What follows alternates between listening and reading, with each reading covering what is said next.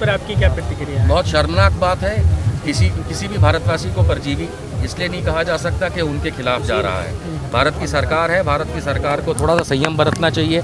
खास करके प्रधानमंत्री होने के नाते आप किसी आंदोलनकारी को परजीवी, आंदोलनजीवी, देशद्रोही ये सब नहीं कह सकते हैं, क्योंकि याद रखिए महात्मा गांधी आंदोलनकारी थे, तो क्या आप महात्मा गांधी को गरिया रहे हैं? अटल बिहारी वाजपेयी आंदोलनकारी थे, क्या आप उनके लिए खराब बोल रहे हैं? और तो और मोदी जी लगता है उम्र हो गई है, सठिया गए हैं, बुढ़ा गए हैं, क्योंकि ये खुद अनुच्छेद 370 के खिलाफ आंदोलन पे बैठे थे। तो किसको परजीवी कह रहे हैं, किसको वो गलत कह रहे हैं? ऐसी भाषा उन्हें नहीं कहनी चाहिए। भाई कितना तीन ही आएंगे हाथ हाँ। जी सर, उन्हें नहीं कहना चाहिए, इस तरीके की भाषा नहीं बोलनी चाहिए। आंदोलन के बारे में कह रहे हैं कि आंदोलनकारियों को घर चले जाना चाहिए, बातचीत से मसले का हल निकाला जाएगा। बातचीत हो चुकी है, बातचीत करने में कुछ है नहीं। काले कानून है, इन्हें वापस लेना पड़ेगा। ज़बरदस्ती किसी पे थोपा नहीं जा सकता। लाखों करोड़ों किसान बेवकूफ़ नहीं है। जो सरकार में बैठे चंद लोग हैं जिन्हें पता भी नहीं है कि किसानी चीज़ क्या होती है, वो 60% मेरे भारत की जनसंख्या को बेवकूफ़ ना समझें, अनपढ़ ना समझें, गंवार ना समझें और इस तरीके से बिहेव ना करें कि उन्हें सब पता है और इन्हें कुछ नहीं पता। ये 60% जनसंख्या जो मेरे भारत की किसान है वो हमको खाना देती है, जिसकी बदौलत हम जीवित रहते हैं। तो अगर हम जीवित रहते हैं इनकी बदौलत में, तो हमारी तो सिर्फ सरकार है, जाने कितने दिन चलेगी।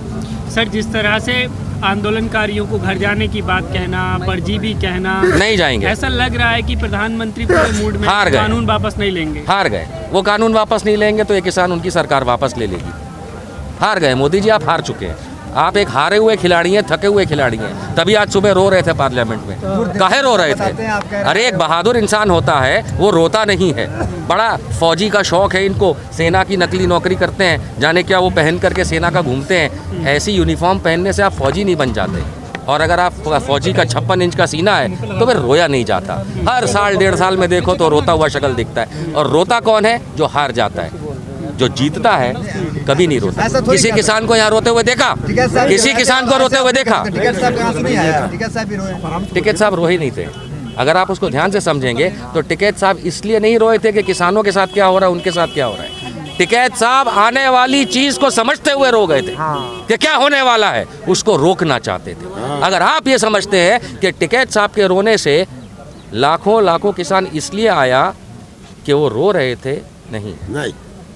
बताएंगे चाचा आपको वो क्यों आया। ये सरकार उखड़ जाती उसी दिन। सर, मोदी जी ने कहा है कि एमएसपी थी, है और रहेगी, लिख के लेकिन किसान नहीं मान रहे उनकी बात। लिख के देने क्यों मानेंगे? ये तो हवा में कुछ भी बोलते, काला धन वापस आएगा। आया डिमांड संसद में, तो पता नहीं कितना झूठ बोले। संसद में झूठ बोलने से क्या हो गया? यही तो संसद की गरिमा खत्म कर दी इन्होंने। यदि ये थोड़े भी सेंसिबल व्यक्ति होते, पद की गरिमा रख के बात कर रहा हूँ, अगर नरेंद्र मोदी में थोड़ा सा भी दिमाग होता तो कम से कम पद की गरिमा खुद रखते। हम लोगों से क्या आशा रखते हैं कि हम पद की गरिमा रखें? 4 बार रो देते हैं। आप लोगों को बोला क्यों? आपको बोला था ना कि जब हम डिमोनेटाइजेशन करेंगे, नोटबंदी करेंगे तो काला धन आएगा। काला कौवा नहीं आया, धन की बात क्या कर रहे हैं? आपको एक बात बता दीजिए जो इन्होंने चुनावी रैली में कही हो या संसद में कही हो, जो सच निकली हो। खुद अमित शाह क्या बोले? जुमला है। तो इन जुमलेबाजों की बात कौन मानेगा? 60% मेरी देश की जनता मानेगी? नहीं मानेगी। प्रयास तो कर रहे हैं, आत्मनिर्भर बनाने का ही प्रयास कर। जिस तरीके से उन्होंने ये भी बोला है कि किसान मेरे दिल में है और मेरे और किसान के बीच सिर्फ एक कॉल की दूरी है। ये अमिताभ बच्चन से इन्होंने ज़्यादा सीख लिया आजकल। बच्चन साहब के साथ इतने ऐड करा देते हैं, कॉलर ट्यून भी चलवा दी थी कोरोना की। तो इनके साथ तकलीफ ये है कि ये फिल्मी अंदाज में ज़्यादा जीते हैं। हमारी फ़ोटो खींच लो, हमारा वीडियो बना लो, हटा देते हैं लोगों को ऐसे, हटिया हमारी फ़ोटो खींच। तो ये फिल्मी अंदाज वाले प्रधानमंत्री हैं हमारे। इनको सिर्फ दिल में है और जिगर में है और जान में है, और फिर शाम को ये मशरूम खा के सो जाते हैं। इनको कोई काम। सर, रिहाना ट्वीट करती है तो भारत के लोग कहते हैं, कुछ लोग, कि इससे देश की बदनामी हो रही है, लेकिन जब हाथरस में बिटिया के साथ में घटना होती है तब किसी की बदनामी नहीं होती। किस तरह से दिखते हैं इस बात को? देखिए, माफ़ कीजिएगा, मैं दोनों चीज़ों को अलग करके देखता हूँ। जो क्राइम होता है इस देश के अंदर, गुनाह जो हो रहा है, तो अगर हम गुनाह की बात करेंगे, माफ़ कीजिए, रोज़ हो रहा है और हमारी सरकारें विफल रही हैं उस चीज़ को कंट्रोल करने में। चाहे वो योगी आदित्यनाथ की सरकार हो, चाहे वो अमरिंदर सिंह की हो, चाहे बड़े बड़े मोदी जी की सरकार हो। लेकिन जब किसानों की बात हो रही है, सबको ये याद रखना चाहिए कि ये खेती प्रधान देश है। अगर हमारे किसानों के लिए हम भारतवासी और बाकी आम इंसान दूसरे देश का अगर बोलता भी है तो तकलीफ़ क्या है उसमें? अगर मोदी जी को ये लगता है या भारतीय जनता पार्टी को ये लगता है कि विदेशी लोगों ने तारीफ कर दी या समर्थन कर दिया तो ये भारत के खिलाफ की बात हो गई। तो ये बताओ, हाउडी मोदी में क्या करने गए थे आप अमेरिका में क्या करने गए थे? आप खुद जाके दूसरे देशों के प्रचार करते हो वहाँ के इलेक्शन के लिए। जब आप फ्रांस में कुछ हो जाता है, फ्रांस में बम ब्लास्ट हुआ, तो अब मोदी जी ने ट्वीट किया।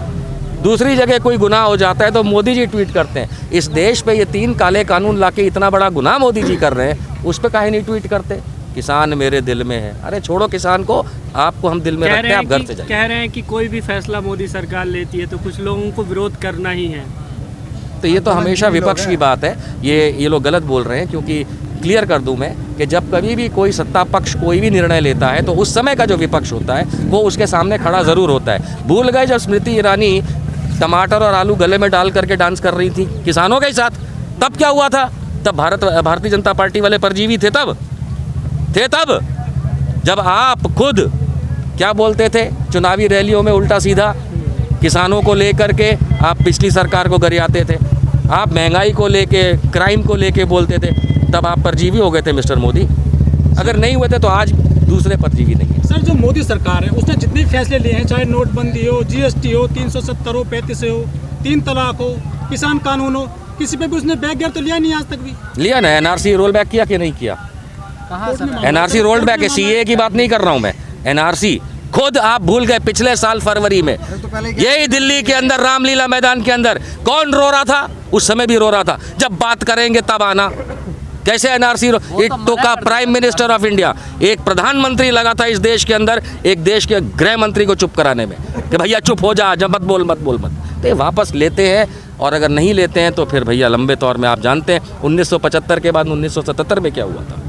गई थी ना इंदिरा की सरकार, तो इनकी सरकार भी जाएगी, गिरा दी जाएगी।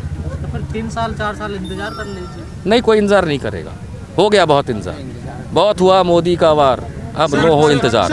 सर, जिस तरह से खाप पंचायतें हो रही हैं, चाहे वेस्ट उत्तर प्रदेश हो, हरियाणा हो, पंजाब हो, ये जो खाप पंचायत है, क्या ये राजनीति में कुछ बदलाव कर पाएंगे? राजनीति में नहीं, सरकार में बदलाव कर पाएंगे। देखिए, देश की राजनीति एक अलग से, लेकिन इस देश के अंदर जो सरकार चल रही है, राज्यों में जो सरकार चल रही है, जो जबरदस्ती थोप रही है, ये सरकारें बदल जाएंगी। सर, जो आंदोलन अलग चीज़ है, पॉलिटिक्स अलग चीज़ है। कई बार पहले भी हुए हैं आंदोलन, सर कहाँ बदलाव कर पाते हैं? आंदोलन हुए हैं, हजारों आंदोलन हुए इस देश में और आंदोलन खत्म हुए, लेकिन इस सरकार की बदौलत ये आंदोलन अब क्रांति में बदल रहा है। सर, ये 1857 कॉन्ट्रैक्ट फार्मिंग का जो आदेश आया था, क्या ये फिर से दोहराया जाएगा? देखिए, हकीकत ये है कि 1857 की जो क्रांति थी वो इसीलिए आई थी कि कंपनी राज जो ईस्ट इंडिया कंपनी का था वो हर किसान से ये कह रहा था कि हमारा बॉन्ड साइन करो और कॉन्ट्रैक्ट फार्मिंग जो CFC है उस पर आप सिग्नेचर करो ताकि ज़मीन उनकी हो जाए और पैदावार खुद करो और फिर भी लगान दो। अब यही चीज़ इस समय 2020 के कानून में लाने की कोशिश है। इस किसान ने 1857 में अंग्रेज़ों के सामने हल चला दिया था।